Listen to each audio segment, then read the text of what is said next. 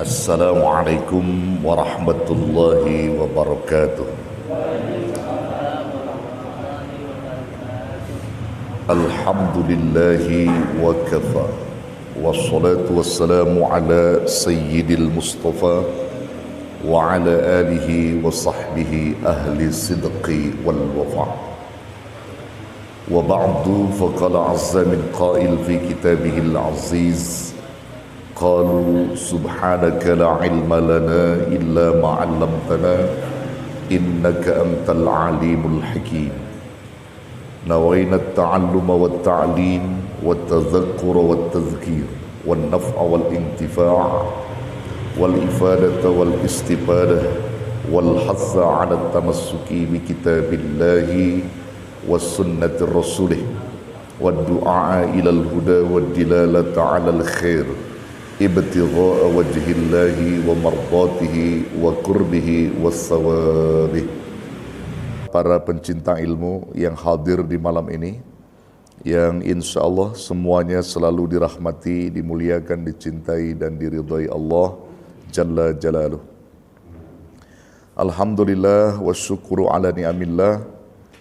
Allah subhanahu wa ta'ala memberikan segala nikmat kepada kita, terkhusus nikmat iman Islam yang menghantarkan diri kita bisa hadir dan mudah duduk di majlis ini dengan niat dan tujuan yang sama untuk mencari, menggali ilmu-ilmu Allah serta berharap ridha dan kasih sayang Allah. Dan insya Allah apa yang menjadi niat dan tujuan kita diijabah Allah dan dicatat oleh Allah sebagai amalia kebaikan kita di saat kita kelak berjumpa dengannya. Amin ya rabbal alamin. Saudara yang dirahmati Allah, pada pertemuan yang lalu kita telah membahas tentang bahaya maksiat dan sulitnya taat.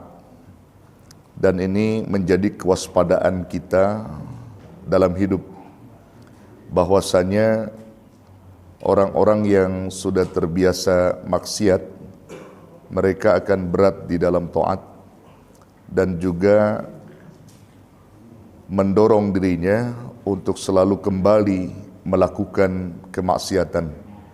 Nah, karena itu sikapi serta bentengi diri kita dengan memperbanyak istighfar, terus ingat kepada Allah dan terus mengakui atas segala kesalahan-kesalahan kita. Kita ingin disebut soleh oleh Allah, bukan oleh manusia.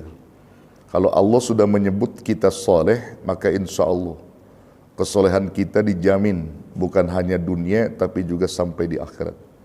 Tapi ketika soleh kita hanya diakui oleh masyarakat bumi, artinya manusia, maka itu kesolehan yang hampa, sementara tidak diakui kesolehan kita di hadapan Allah.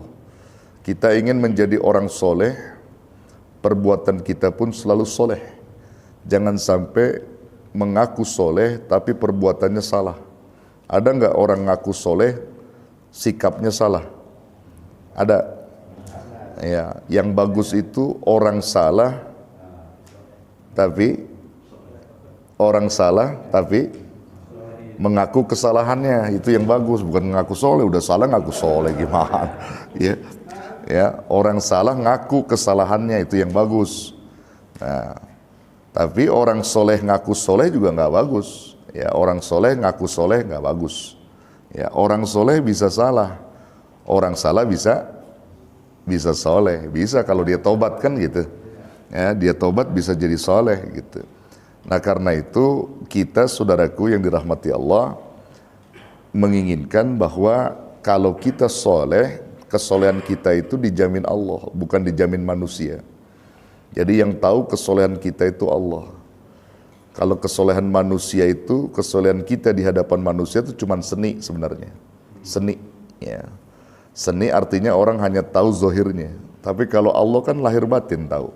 Nah, karena itu kita sikapi kesolehan kita yang kita pupuk sejak baligh sampai hari ini dan kalau bisa terus istiqomah kesolehan sampai ajal menjemput kita, begitu.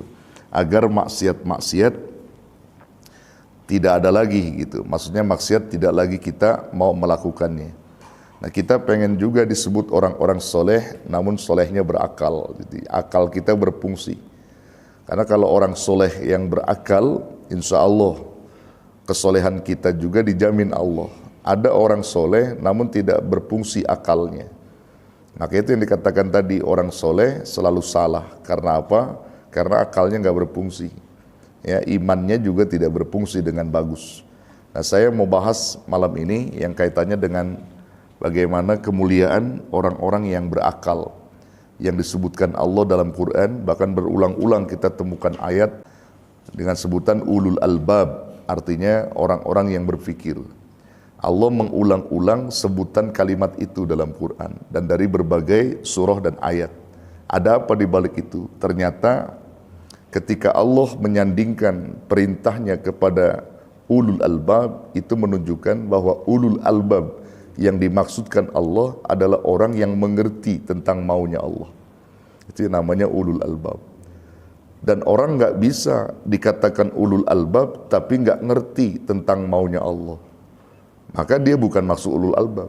Ulul albab itu orang yang punya kecerdasan dan akalnya berfungsi didorong dengan iman, bukan dengan nafsu, saudara.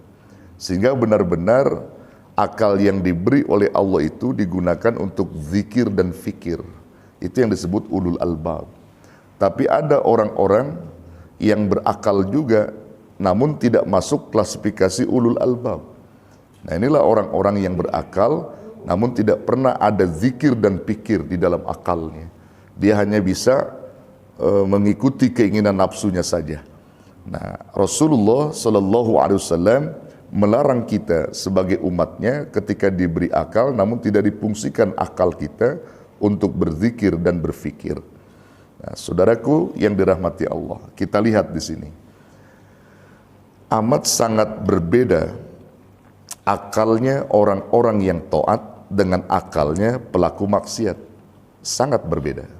Dua-duanya berakal, tapi dari sisi sikap, dari sisi akhlak berbeda. Ini yang perlu digarisbawahi oleh kita, saudara. Akalnya orang ahli taat dengan akalnya orang ahli maksiat sama nggak? Beda. Beda. Dan nanti kita bisa lihat bagaimana sikap kedua orang itu. Ada orang berakal digunakannya oleh orang-orang ahli taat, ada juga orang berakal digunakannya oleh orang-orang ahli maksiat. Ini amat berbeda. Maka yang dimaksudkan akal yang digunakan oleh orang-orang ahli taat, itulah yang disebut ulul albab. Itu yang disebut ulul albab di dalam Quran. Tapi kalau akalnya digunakan untuk maksiat, dia nggak masuk urutan ulul albab sekalipun dia berakal. Nah, saudaraku yang dirahmati Allah, kita bahas kajiannya. Bismillahirrahmanirrahim. Aqlu syakhsil muti'i yakhtalifu an aqlil khati'. Berbeda akal orang yang taat dengan akal pelaku maksiat.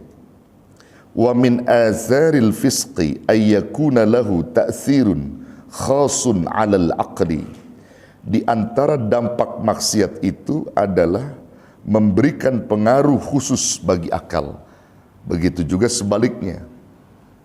Orang-orang yang taat juga memberikan pengaruh khusus dalam akalnya.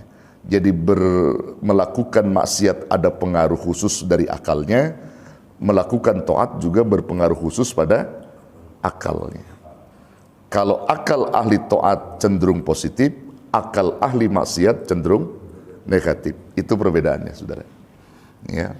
Jadi berbeda orang yang berakal digunakan oleh ahli taat dengan akal yang digunakan oleh pelaku maksiat. Berbeda. Ada dampak khusus dan pengaruh bagi keduanya ketika mereka melakukan satu perbuatan.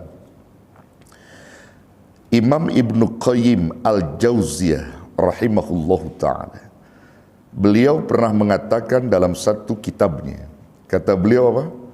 Idza kana hunaka syakhsani azkiya ahaduhuma muti'un lillah wal akhiri athamma fa inna aqlal muti' akmalu wa aqluhu asahhu wa ra'yuhu as'abu wa al-haqqu daiman rafiquhu.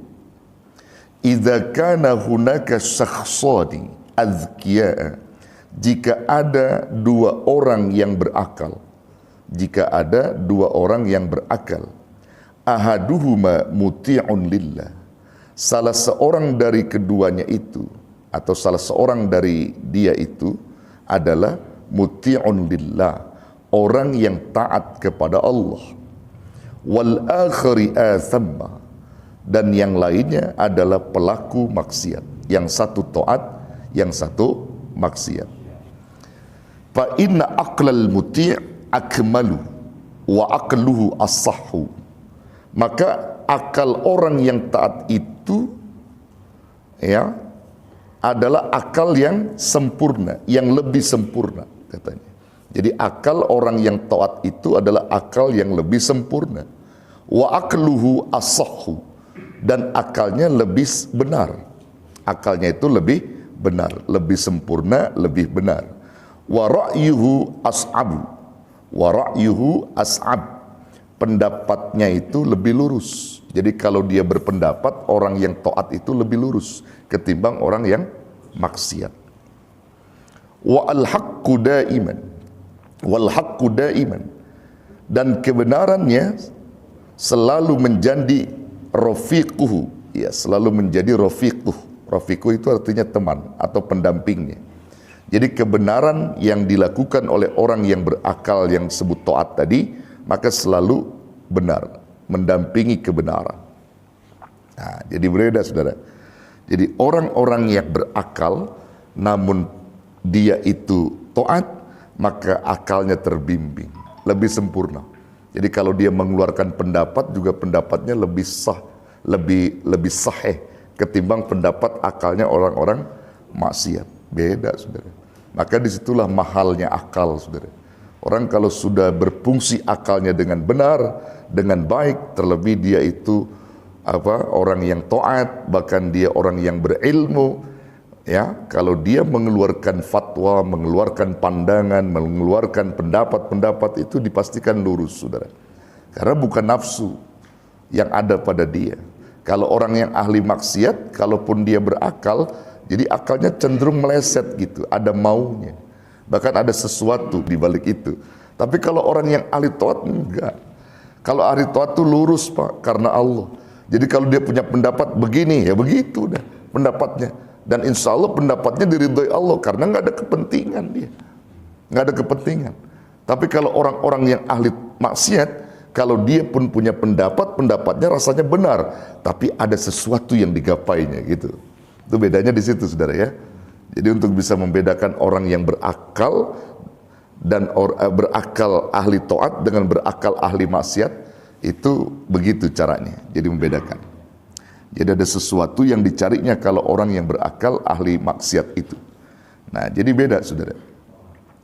Nah, di dalam Al-Quran seringkali kita jumpai Allah Subhanahu wa Ta'ala selalu menyandingkan perintah-perintahnya itu kepada orang-orang yang tadi, yang saya bilang ulul albab tadi. Selalu di akhir atau di awal dan seterusnya, itu Allah selalu menyandingkan kepada mereka orang-orang yang diberi akal atau orang-orang yang berfikir, orang yang cerdas. Contoh misalnya ada dalam surah Al-Baqarah 197, ada lagi di ayat 269, ada lagi dalam surah Al-Maidah, ada lagi dalam surah Ali Imran, banyak sekali Allah menyinggung tentang orang-orang yang berfikir.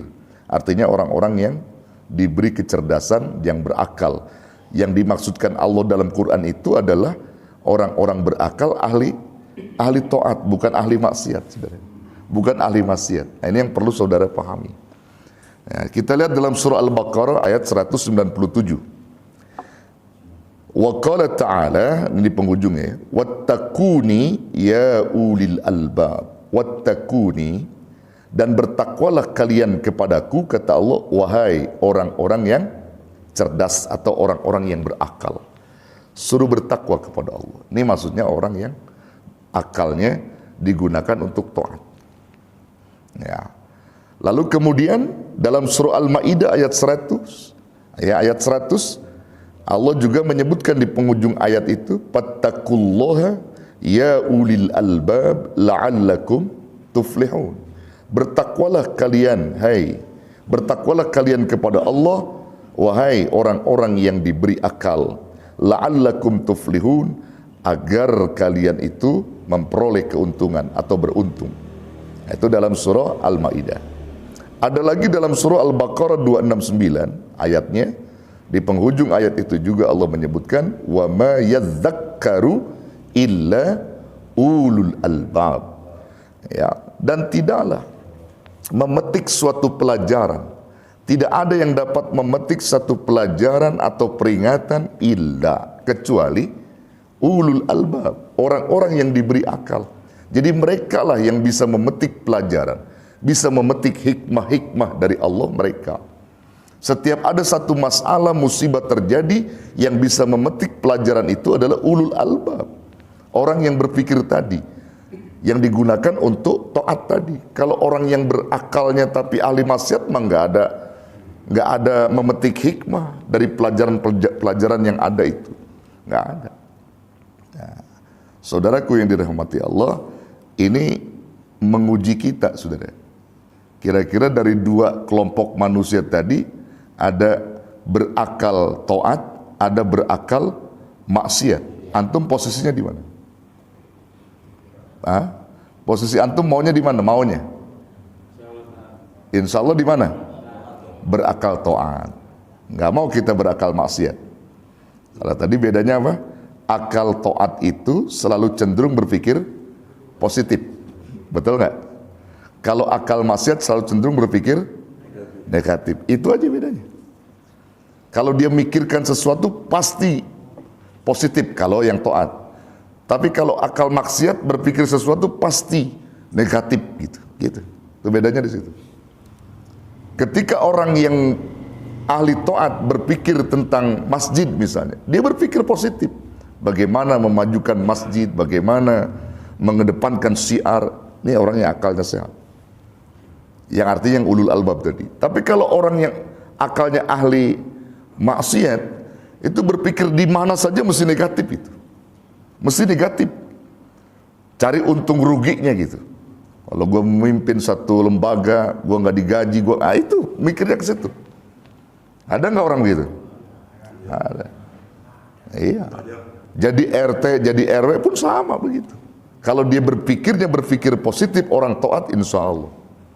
RT selalu mengedepankan kejujuran kepada masyarakatnya, RT selalu mengedepankan kedamaian kepada masyarakatnya, dan membantu. Ya, itu RT Yadi, RT mana lagi? RT Dahri, ya ada lagi ya. RT Jakwani ada. Ya, Terjani. Ya kalau orang-orang yang suka berada dalam ketaatan, insya Allah berpikirnya selalu positif gitu. Karena kalau orang yang berpikir negatif itu ya tadi akalnya ahli maksiat gitu aja, yang selalu bermaksiat gitu. Ya, mikirnya ke situ. Kalau orang yang ahli maksiat itu kan ada sesuatu yang dia lihat gitu, langsung ada kecenderungan negatifnya gitu. Gitu. Ustaz Muridi ngapain tuh bawa map? Ya, udah begitu tuh. Kalau orang yang ahli maksiat, padahal Ustaz Muridi bawa map dari mana? Bukan untuk masjid. Dia bawa map aja, ada pikiran negatif aja orang. Pengurus masjid bawa map, langsung mikir katanya genteng masjid udah bocor nih.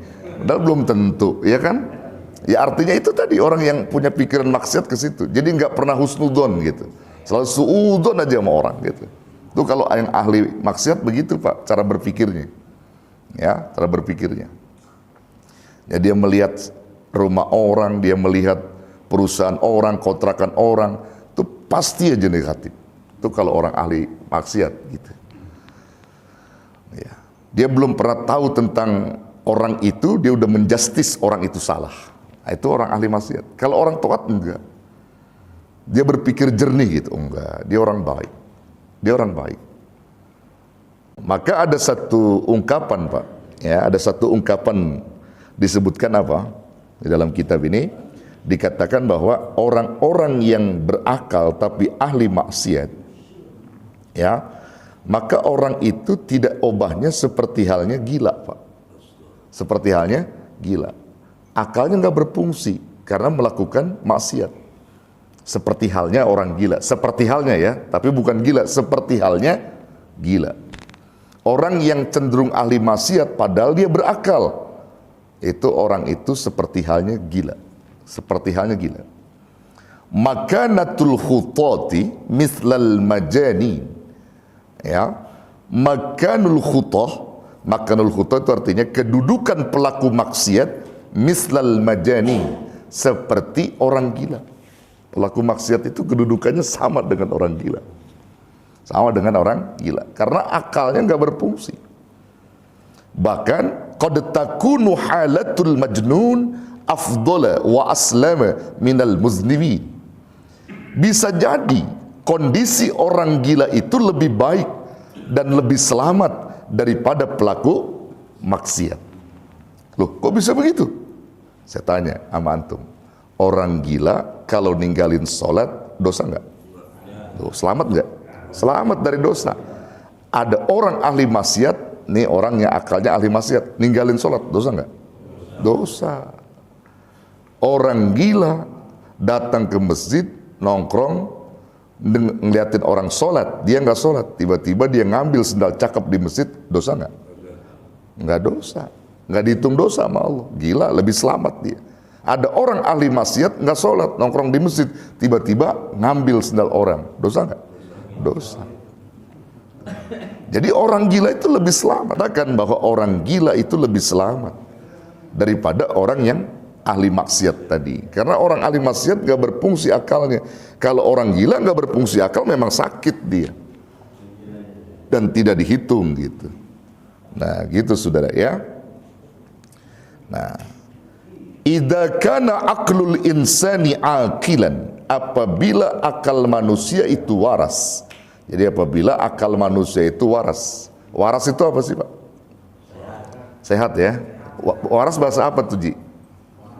Waras bahasa Jawa ya, bahasa Jawa ya waras ya. Betawi juga pakai waras ya, Betawi. Waras, sehat ya, sehat ya. Jadi bahasanya itu bahasa Jawa ya, waras itu ya. Betawi juga pakai juga sih bahasa waras. Ya, baik ya, sembuh, waras. Ya, dikatakan di sini, idza kana aqlul insani aqilan. Apabila akal manusia itu waras, fasaufa yu'rafu bitakid anna tariqa lil husuli 'ala raqqati. Pasti dia akan mengetahui bahwasanya jalan untuk mendapatkan kelezatan-kelezatan, wal farah, dan jalan untuk mendapatkan kegembiraan, was sa'ada, dan jalan untuk mendapatkan kebahagiaan, wahayati thayyibah, dan jalan untuk mendapatkan kehidupan yang baik, huwa irda'u al-khudu', yaitu dengan jalan ridha atau tunduk dan patuh kepada Allah. Jadi kalau orang yang waras akalnya, dia akan tahu jalan menuju kelezatan, menuju kebahagiaan, menuju kehidupan yang bagus, itu dengan jalan tunduk dan patuh kepada bimbingan Allah. Dia ikutin aturan Allah. Itu kalau akalnya waras. Liman tusa'iduhu kullu malizatihi, yaitu kepada zat yang seluruh kenikmatannya berada pada keridhaannya. Jadi dia akan cari jalan dan tunduk kepada Allah yang memiliki seluruh kenikmatan yang berada pada keridhaannya. Itu kalau orang akalnya waras. Tapi kalau orang yang akalnya nggak waras, tapi berakal, tapi nggak waras, dia nggak mau. Jalan ke masjid nggak mau, jalan ke taklim nggak mau. Maunya jalan kemana? Maksiat. Kalau jalan maksiat gampang begini. Tapi kalau jalan untuk ke masjid nggak mau. Itu orang-orang yang akalnya nggak waras. Diajak kebaikan apapun nggak mau dia. Tapi kalau diajak yang sifatnya hura-hura, yang sifatnya maksiat, hayu, sampai mana juga diikutin gitu. Nah, itu bedanya di situ Pak. Makanya kira-kira antum waras apa enggak nih kira-kira? Waras nggak kira-kira? Waras Allah waras, waras Allah waras. Iya sehat, punya akal sehat tuh begitu. Waras artinya bisa mengikuti aturan yang dibimbing oleh Allah Subhanahu wa Ta'ala. Jadi dia nggak ngikutin nafsu. Nah, saudara yang dirahmati Allah, untuk lebih jelasnya, kalau gitu siapa sebenarnya ulul albab yang dimaksudkan Allah dalam Quran? Saudara bisa buka surah Ali Imran ayat 190 sampai 191. Di situ jawabannya. Siapa ulul albab itu? Ulul albab itu siapa?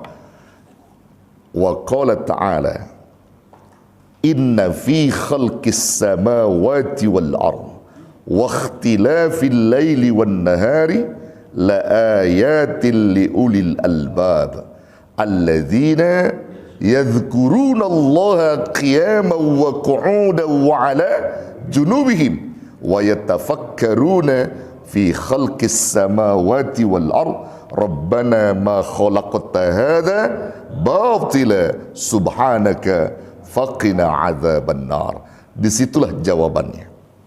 Kalau kita ingin tahu siapa ulul albab yang dimaksud Allah, inna fi khalqis samawati wal ardh, sesungguhnya di dalam penciptaan langit dan bumi, wa ikhtilafil laili wan nahar, dan perbedaan atau pergantian malam dan siang, la ayatil li ulil albab, di situ terdapat tanda-tanda kekuasaan Allah.